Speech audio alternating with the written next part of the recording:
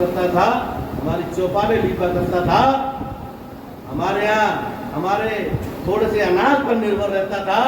इसको हम केवल इतना अनाज देते थे कि वो केवल जीवित रह करके हमारी सेवा चाकरी करता रहे।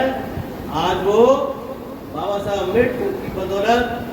बाबा साहब अम्बेडकर के ज्ञान की बदौलत,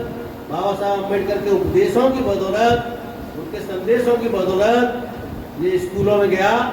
पढ़ा लिखा, इसने नौकरियां प्राप्त की, नौकरी प्राप्त करके अपना इसने विकास किया, माली हालत अच्छा की, इसने अच्छे अच्छे घर बनाए, अच्छे अच्छे गाड़ियों में घूमते हैं, अच्छा खाते हैं, अच्छा पहनते हैं। तो ये सब कुछ उन लोगों को बहुत बुरा लग रहा है और ये सब कुछ वो वापस लेने के लिए दिन रात चिंतन करते हैं। उनके यहाँ एक ऐसा संगठन है जिसको आरएसएस कहते हैं, आप सभी लोग जानते हैं। उसका काम ही केवल यही है, केवल वो यही सोचता है। और उनमें वो लोग हैं जो कि अंग्रेजों की जब सरकार थी तब वो कहते थे हमें आपकी गुलामी से कोई परहेज नहीं है, हम आपकी गुलामी करने को तैयार हैं, लेकिन इस शूद्र वर्ग को, दलितों को, पिछड़ों को, इनको अगर आजादी मिलेगी तो हम इसके लिए तैयार नहीं हैं। हम आपकी गुलामी करेंगे, हमें शर्त मंजूर है, लेकिन आप इनको आजाद मत करिए, ये हमको मंजूर नहीं है। वही लोग आरएसएस में आज बैठे हुए हैं, चिंतन करते हैं, बहुत ही पढ़े लिखे योग्य लोग हैं। उनमें बहुत, मैं समझता हूँ तकरीबन 40-50% ऐसे विद्वान लोग हैं जो केवल इसी पर अध्ययन करते हैं। अपने उन्होंने घर परिवार नहीं बसाया है, शादी नहीं की है उन्होंने। जो भी पैसा कमाते हैं वो, चाहे वो डॉक्टर हो, चाहे इंजीनियर हो, आईएएस आईपीएस हो, मंत्री हो, संतरी हो, जो भी पैसा कमाते हैं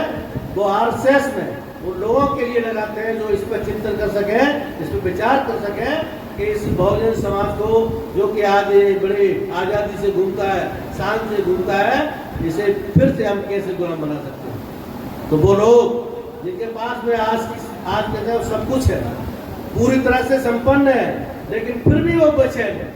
और हम ये समझ रहे हैं कि हमारा आने वाला भविष्य बहुत ही खराब है, हमारे आने वाली पीढ़ी गुलाम हो सकती है, हमारे आने वाले बच्चे फिर से कोई काम कर सकते हैं, लेकिन फिर भी हम इतने पीछे नहीं है, फिर भी हम लोग चिंता नहीं करते हैं, फिर भी हम लोग इधर उधर की बातों में भटके रहते हैं, एक दूसरे में बटे रहते हैं, एक दूसरे की बुराई करते रहते हैं। लेकिन वो लोग जो कि सभी तरह से संपन्न है, आर्थिक रूप से, सामाजिक रूप से, राजनीतिक रूप से, सभी रूप से संपन्न होते हुए सुबह 4 बजे उठ जाते हैं, वो लेकर पहन करके शाखा में पहुंच जाते हैं। उनको बारिश की चिंता नहीं है। अब यहाँ बारिश हो जाए, बहुत सारे लोग कहते हैं सब आज बारिश हो रही थी इसलिए लोग कम आए, लेकिन वो 4 बजे कड़कड़ाती सर्दी में जहाँ लोग अपनी रजाई छोड़ के, कम्बल छोड़ के, घर छोड़ के नहीं निकलते हैं, हाफ पैंट पहन करके वो बाहर निकल जाते हैं, ये विचार करने के लिए कि शूद्र परिवार को, दलितों को, पिछड़ों को फिर से कैसे गुलाम बनाया जाए। तो एक तरफ वो लोग हैं जो संपन्न होते हुए भी सब कुछ कर रहे हैं, और एक तरफ हम लोग हैं जिनका सब कुछ जाने वाला है। ये सब कुछ हम लोग देख रहे हैं, समय समय पर हमारी बहन बेटियों के साथ में अन्याय, अत्याचार होते हैं, बलात्कार होते हैं, हमारे युवकों को मार दिया जाता है छोटी छोटी बातों पर, हमें छुआछूत का सामना करना पड़ता है, हमें हर तरह की हमको दबाया जाता है, शासन से हमको प्रताड़ित कराया जाता है। आज के समय में आपको पता होगा कि शासन के जो पुलिस प्रशासन है वो पूरी तरह से उन्हीं लोगों को साथ दे रहा है। कोई घटना हो जाए, मार दिया जाए, उसको बताए थे इसने मारा नहीं है, इसने आत्महत्या की है, मारने वालों को बचाते हैं, क्योंकि मारने वाले वो लोग हैं जो उसी विचारधारा के जो हमें गुलाम बनाना चाहते हैं। तो मेरा आपसे अनुरोध है कि आप इनकी जो मंशा है उसको समझिए, इसकी मंशा को समझिए, एकजुट होइए। आज तक हमने एकजुट होकर के 4-4 बार इस उत्तर प्रदेश पर शासन कर चुके हैं, तो क्या कमी है हमारे अंदर? हम फिर से क्यों नहीं कर सकते? हम कर सकते हैं, क्यों अब तक हमारे पास में जो नेता था वो नेता अपना पूरा कर्तव्य निभा नहीं रहा था। आज के समय में, आज की तारीख में जो हमारे पास में नेता है वो पूरा कर्तव्य अपना निभा रहा है, अपने सारे सुख दुख को छोड़ करके, अपनी जान अकेले में लेकर के गोलियां खाता है और दिन रात मेहनत करता है, और हमारे आपके मान सम्मान के लिए कार्य करता है। तो हमारा मान सम्मान हमें अपना मान सम्मान बचाए रखने के लिए हमारी भी जिम्मेदारी बनती है, हमारा भी कर्तव्य बनता है कि हम लोग एकजुट होकर के जो भाई चंद्रशेखर आजाद जी मिशन चला रहे हैं, भाई चंद्रशेखर आजाद जी पार्टी चला रहे हैं, उस पार्टी को हम पूर्ण रूप से सहयोग करें, उसके लिए हम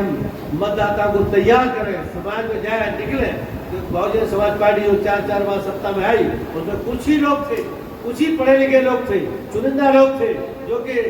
बस्तियों में जाते थे, घरों में जाते थे और बहुजन समाज के लोगों को जाकर के समझाते थे कि भाई 85% वोट आपका है, आप वोट दूसरे को दे रहे हो। कांग्रेस उसमें बहुतायत हुआ करती थी, कांग्रेस को आप वोट देते हो और वोट दे करके 5 साल तक वो हमारा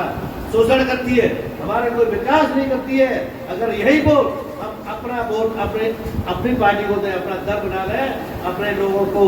एकजुट कर करके अपने दल को वोट दें, अपनी सरकार बनाए, तो सत्ता वो मास्टर चाबी है जिससे विकास के सारे रास्ते खुलते हैं। और वो मान करके उन लोगों ने, थोड़े लोगों ने संघर्ष किया, थोड़े लोगों की बात पूरे समाज ने मानी। आज तो हमारे पास बहुत सारे लोग हैं, कितने लोग यहाँ बैठे हुए हैं, सभी लोग पढ़े लिखे हैं। जैसे बाम सेब के लोग उसमें पढ़े लिखे होते थे, उतने ही सभी लोग पढ़े लिखे हैं। ये सभी लोग आज अगर जुड़ जाए और ये प्रण कर लें कि हमें घर घर जा करके भाई चंद्रशेखर आजाद जी की मिशन को बताना है, उनकी विचारधारा को बताना है, समझाना है कि वो भाई चंद्रशेखर आजाद